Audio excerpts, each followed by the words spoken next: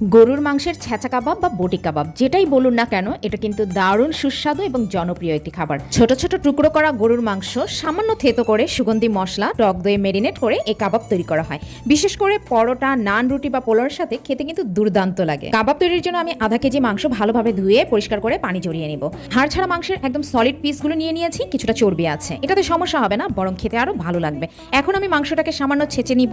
খুব বেশি ছেঁচতে যাবেন না, তাহলে আবার মাংসটা ঝুরি হয়ে যাবে বা থেতলে যাবে। সামান্য ছেঁচে নিলেই যথেষ্ট, এতে করে মাংসের ভেতরে মশলাগুলো সুন্দরভাবে মিশে যাবে আর কাবাবের টেক্সচারও হবে একদম পারফেক্ট। এবারে একটা মশলার পেস্ট তৈরি করে নেব। এর জন্য লাগবে আধা কাপ পেঁয়াজ কুচি, 5-6টি কাঁচামরিচ, 2টা শুকনো মরিচ এবং কিছু গোটা গরম মশলা। এখানে আছে দারচিনি, এলাচ, কালো গোলমরিচ, ছোট এক টুকরো জয়ফল এবং 1 পিস জয়ত্রী। সব উপকরণ একসাথে ব্লেন্ড করে মিহি একটা পেস্ট তৈরি করে নিতে হবে। এবার মাংসের সঙ্গে তৈরি করে রাখা মশলার পেস্টটা ভালোভাবে মিশিয়ে নিতে হবে। এরপর দিয়ে দিতে হবে 1 ফালি লেবুর রস, 1 চা চামচ জিরে গুঁড়ো, 1 চা চামচ ধনিয়া গুঁড়ো, 2 টেবিল চামচ আদা রসুন বাটা, 1 চা চামচ লবণ এবং 2 টেবিল চামচ টক দই।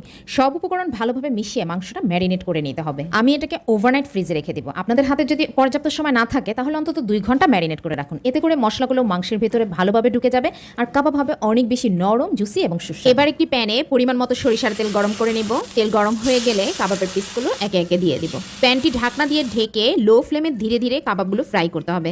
এতে কাবাবের পিসগুলো ভালোভাবে সিদ্ধ হবে। মাংস সিদ্ধ হয়ে পানি শুকিয়ে গেলে যখন দেখবেন উপরের দিকটা কালচে পোড়া পোড়া হয়ে যাচ্ছে, তখন নামিয়ে নিবেন। তো এই হলো আমার আজকে কাবাবের ফাইনাল প্ল্যাটার। এই বিফ ছেঁচা কাবাবের সঙ্গে আমি গরম গরম পরোটা পরিবেশন করেছি। পাশাপাশি শসা, টমেটো, পেঁয়াজ, কাঁচামরিচ কুচি, টক দই, লবণ ও বিট লবণ দিয়ে ঝটপট একটি ফ্রেশ সালাদ তৈরি করে নিয়েছি। বিশ্বাস করুন, কাবাবের এই সালাদের কম্বিনেশনটা একদম অসাধারণ হয়েছে। একবার বানিয়ে খেলে বারবার বানাতে ইচ্ছে করবে। ভিডিওটা ভালো লাগলে একটা লাইক, কমেন্ট এবং শেয়ার করুন। আর এমন আরো সহজ এবং মজার মজার রেসিপি পেতে ফ্লেভারস বাই নাজমুন চ্যানেলটি সাবস্ক্রাইব করে রাখুন।